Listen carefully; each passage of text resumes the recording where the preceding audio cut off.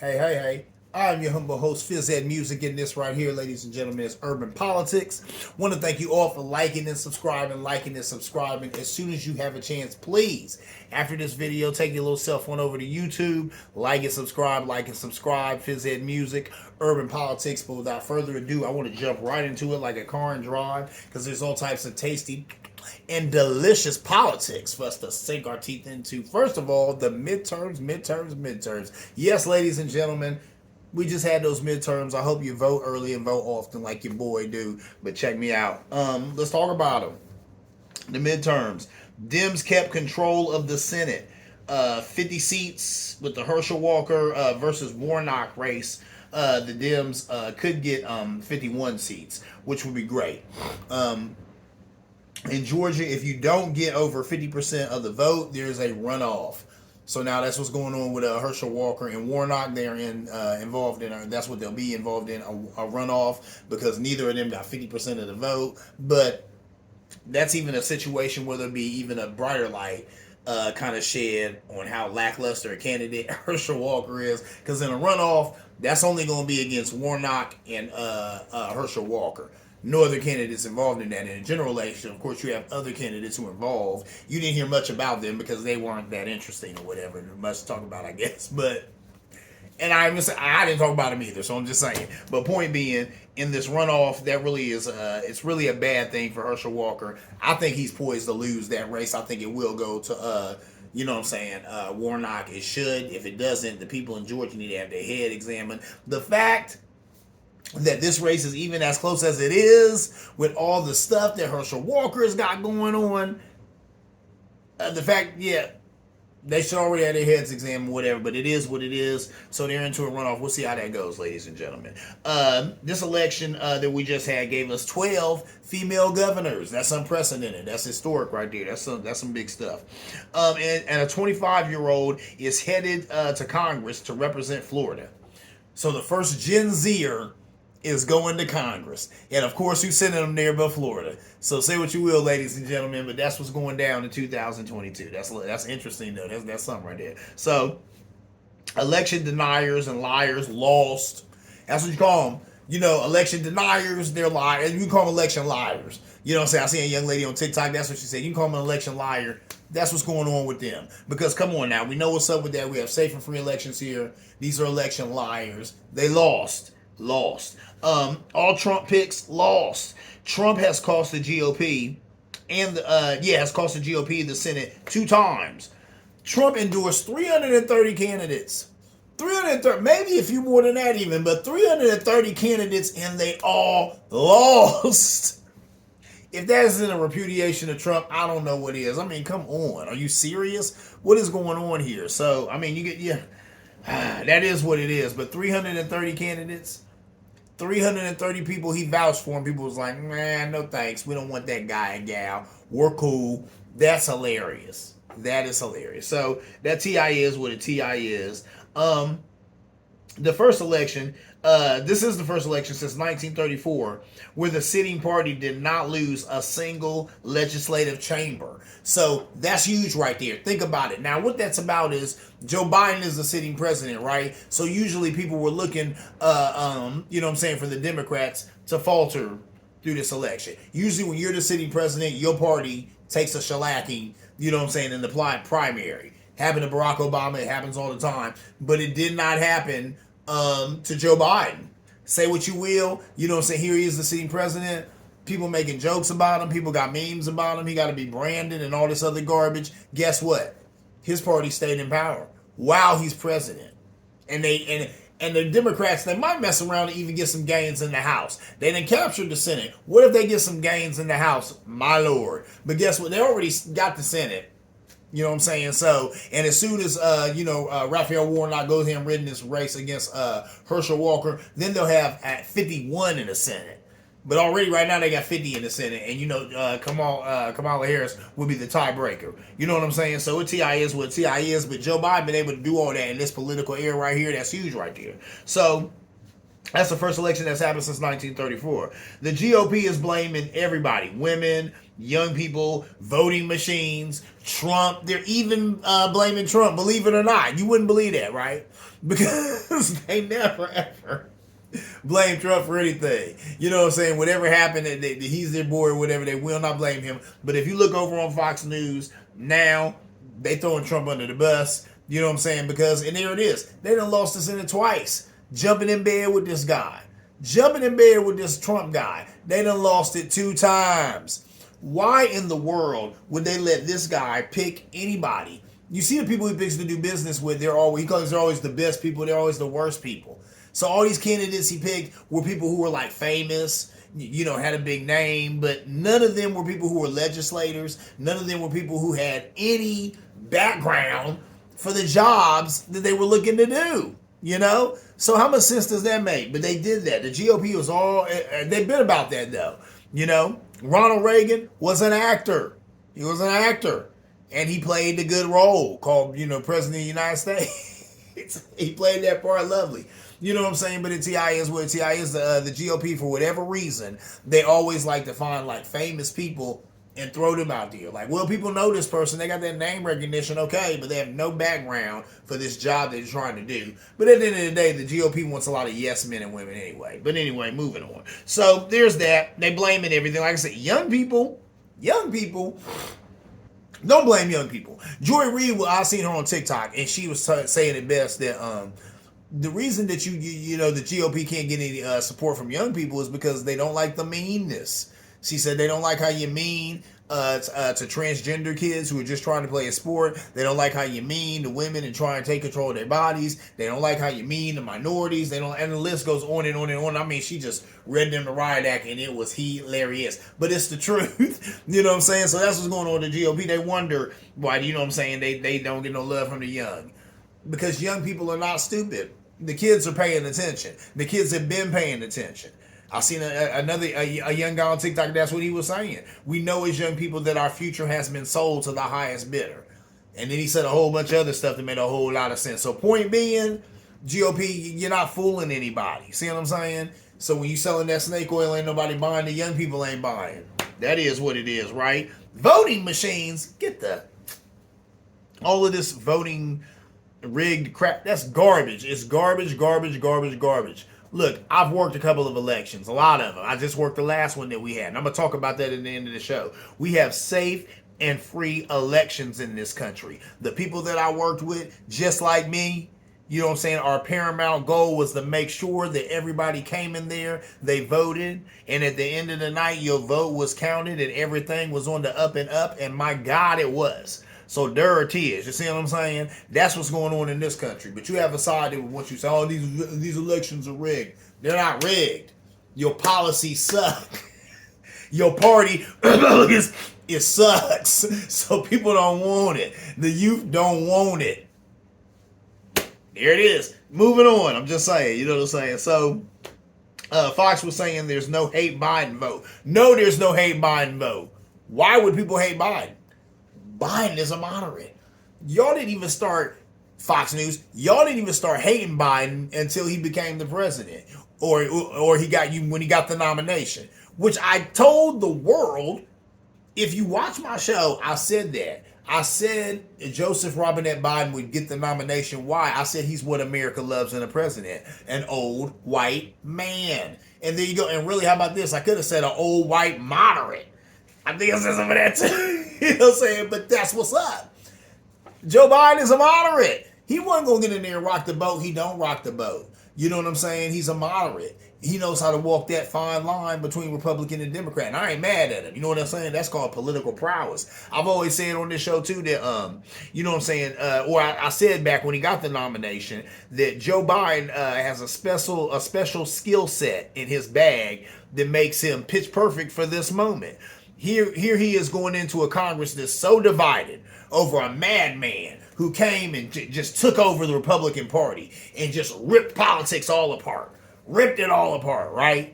But he coming there as president, he can do that because he's been doing this for a long time. 30 plus years he been in Congress. This guy knows his way around. He knows people. He knows how to get things done in the dark of night. How about that? And that's what he did on a bipartisan tip. There's a lot of this stuff that he did and was able to pass that he had to go and get some help from Republicans, but somehow he was able to do that. In the era of trumpeters and Trumpism, somehow Joe Biden was able to reach across party aisles and get legislation passed. You can't sleep on that dude anyway, so that's what's going on. When Joe Biden was asked, what will he do differently? You know what I'm saying? He's after these midterms or whatever to maybe get some support from people he ain't getting from whatever. He said nothing. He don't need to do nothing different. Obviously, like I just said, the guy, he been getting it in. Getting it in. While all these people been running around talking about branding this and branding that. Actually, side note, when I was helping people vote, guy comes in, he's wearing a shirt, a Let's Go Brandon shirt.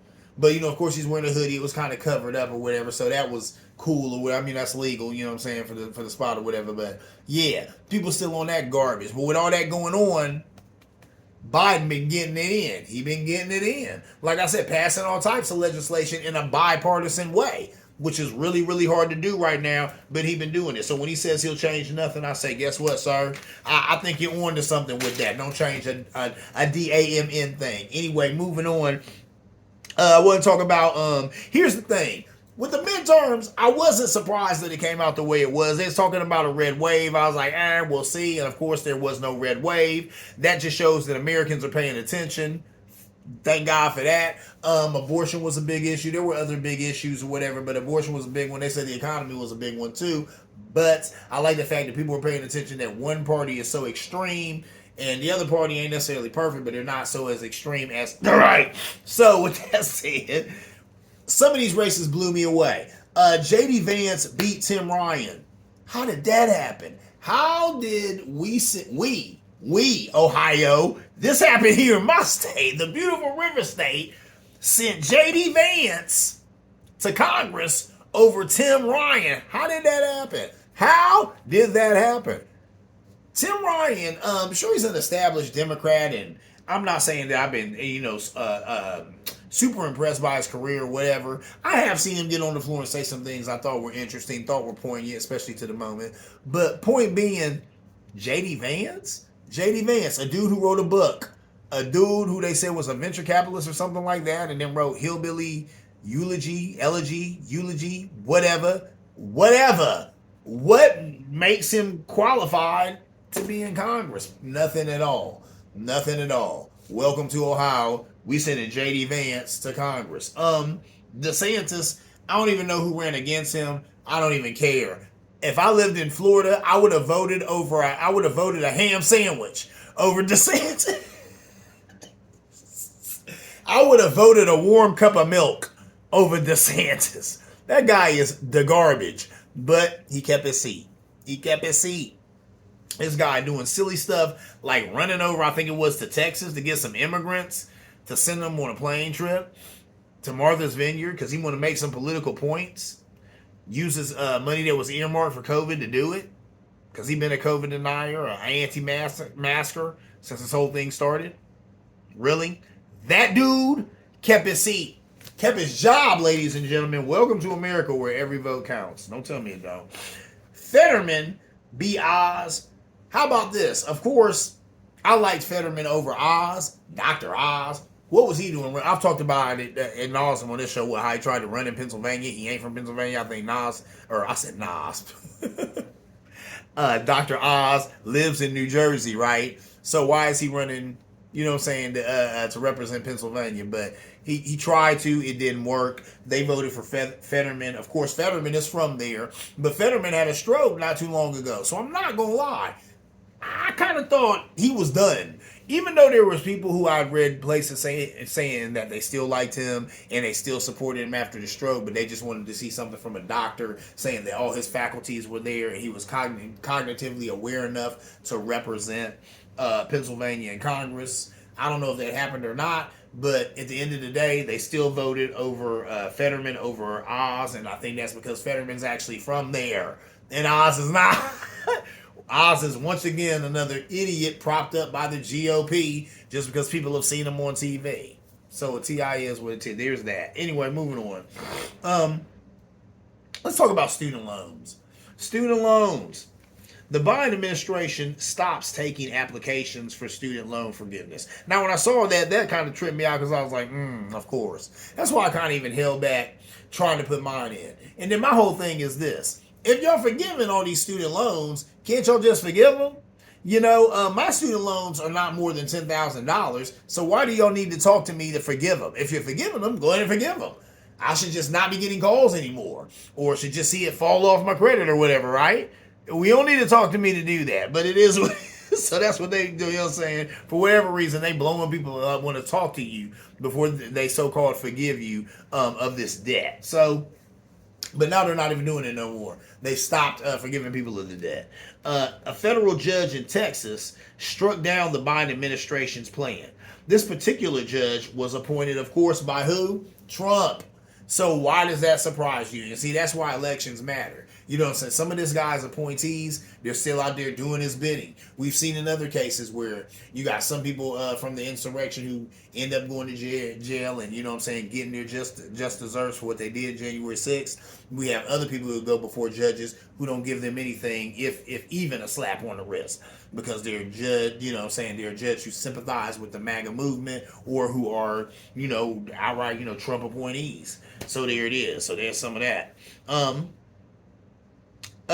The plan was already to hold on because of January 6th led states accusing the president of overstepping The plan was already on hold because of 6 Republican-led states accusing the president of overstepping his authority. So there you go. You had 6 Republican-led states who were accusing the president of going against the Constitution or whatever, saying that they didn't have the executive order to absolve this many people of their financial loans. The ruling from the federal government judge, or from the federal judge in Texas, was said to be about as weird as any federal court ruling I can recall reading.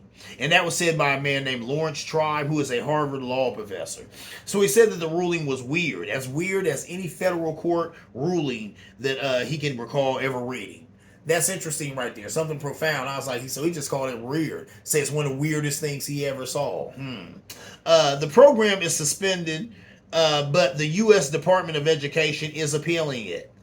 There were several aspects of the Texas court ruling that were unusual and mysterious, so it may yield to an appeal. And I'm going to tell you, with the election that we just saw now, with, you know what I'm saying, the Democrats being able to hold the Senate and maybe even capturing some seats in the House, I think we'll see this legislation prevail. You know what I'm saying? What this is a whole bunch of Republicans, which blows me away. It's like, you got these guys and gals who, you know, they went to school, they got their good education, you know, and probably didn't wonder how it was going to get paid for. Knowing there's people out there struggling from student debt, the president absolved some of it, not even that much of it. Because there's plenty of people who said, this is small potatoes. 10,000, 20,000, what is that? There's plenty of people who are like, that's not helping me in my situation. So even though Biden did that, they were saying that it probably didn't necessarily help with the votes as much as people think it did, because it just wasn't that much.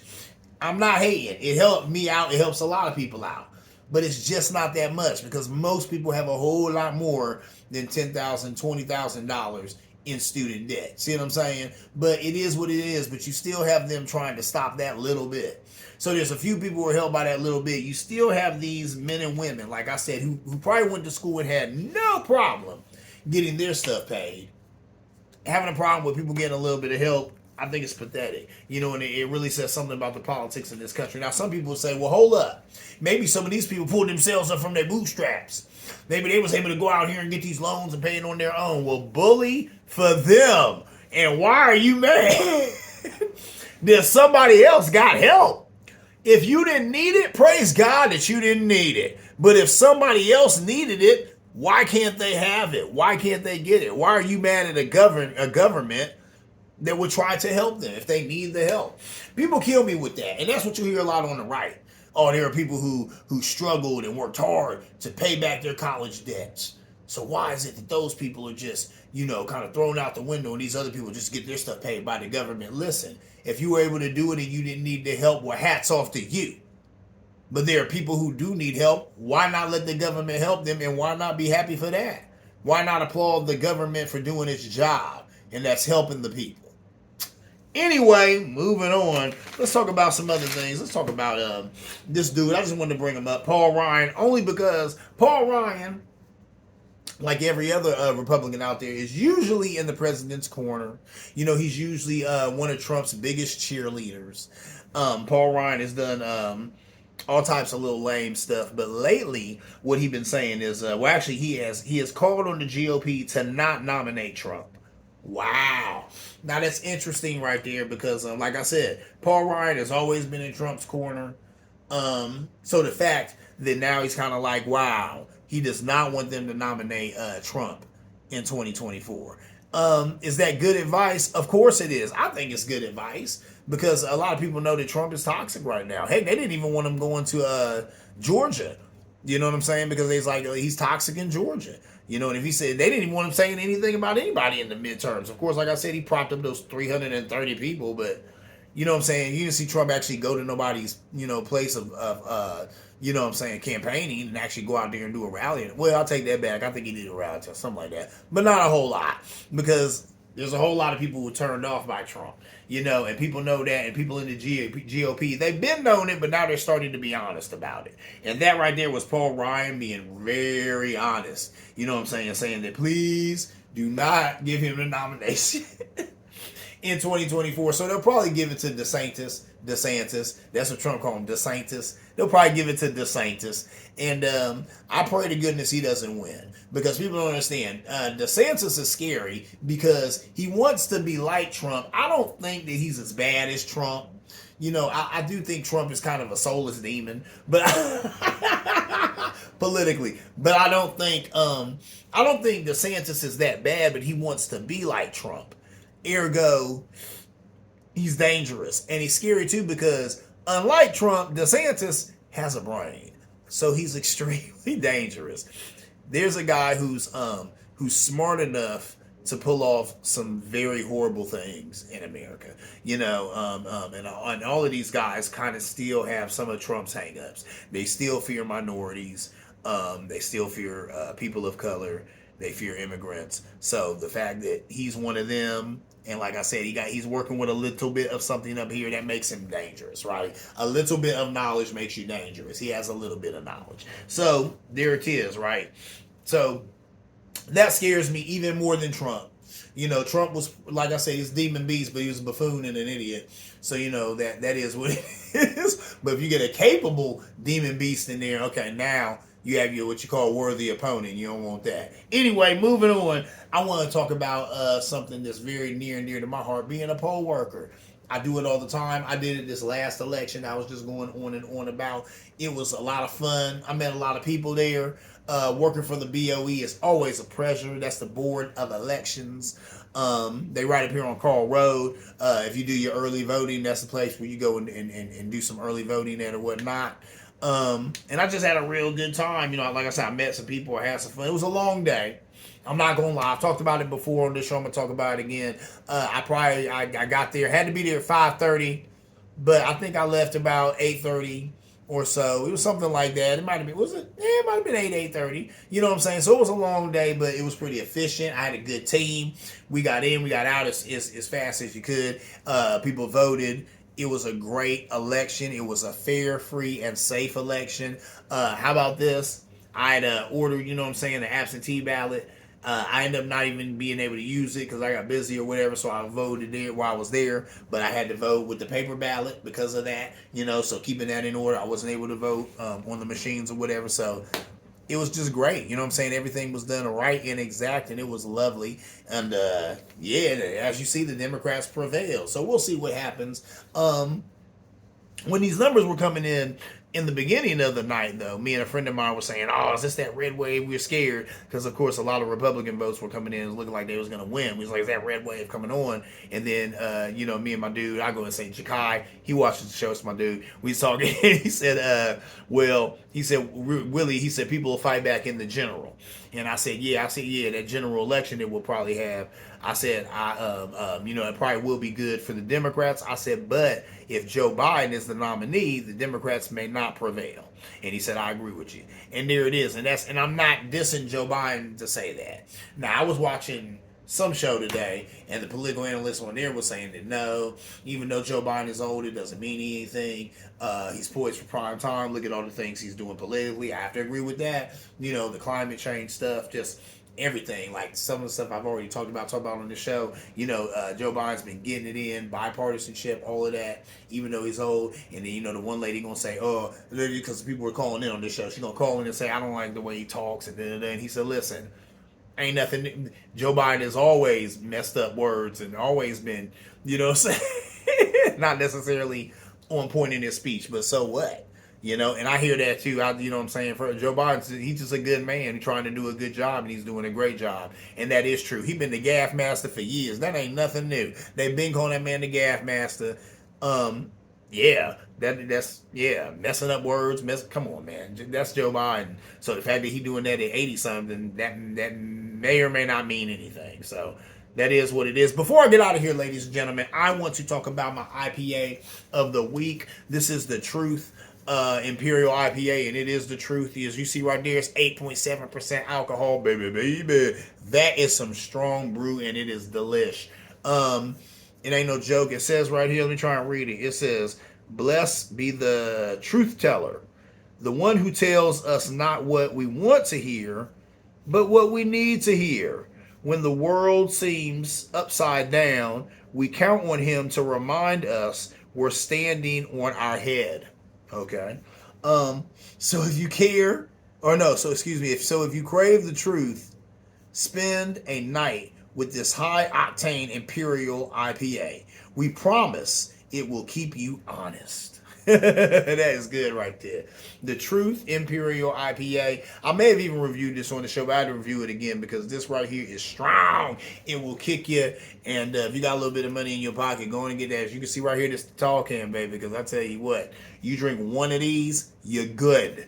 That'll set off your Saturday or Friday night. You know what I'm saying? So there it is, ladies and gentlemen. That is my time. I'm your humble host, Fizz Ed Music. This right here has been Urban Politics. I want to thank you all for liking and subscribing as you do. Please, as soon as you have a chance, take yourself on over to YouTube, like and subscribe.